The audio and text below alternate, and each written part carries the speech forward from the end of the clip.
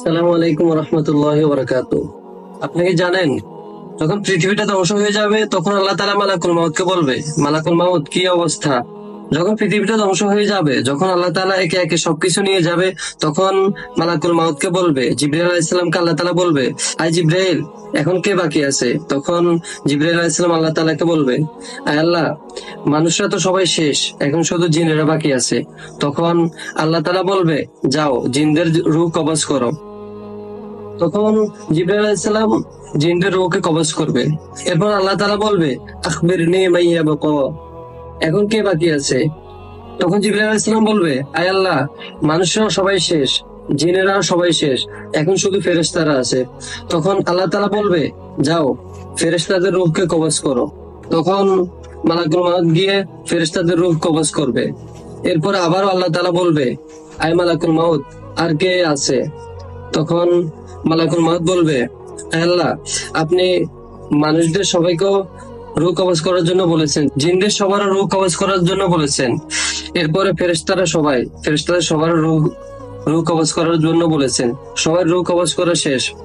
যখন জিনদের রূহ কবজ করা শেষ হয়ে যাবে, তখন আল্লাহ তাআলা বলবে, ইয়া মালাকুল মাউত মাইয়া বাকা, মালাকুল মাউত বলবে, আল্লাহ, আপনার কথা মতো সবাই রূহ কবজ করা শেষ, 4 জন ফেরেশতা ছাড়া।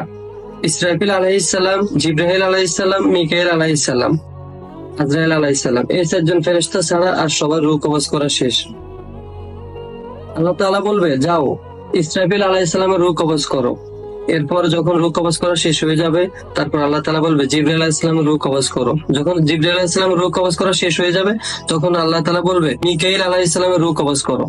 এরপর আল্লাহ তাআলা বলবে, ইয়া মালাকুল মাউত মাইয়া বাকা, হে মালাকুল মাউত, আর কে বাকি আছে? তখন জিবরাইল আলাইহিস সালাম বলবে, আয় আল্লাহ, একে একে সব শেষ, আমার আমার সাথে আমার 3 ভাইও শেষ, তাদের রূহ কবজ করা হয়ে গেছে, এখন শুধুমাত্র আমি বাকি আছি। তখন আল্লাহ তাআলা বলবে, যাও এখন তুমি তোমার রূহটা কবজ করো।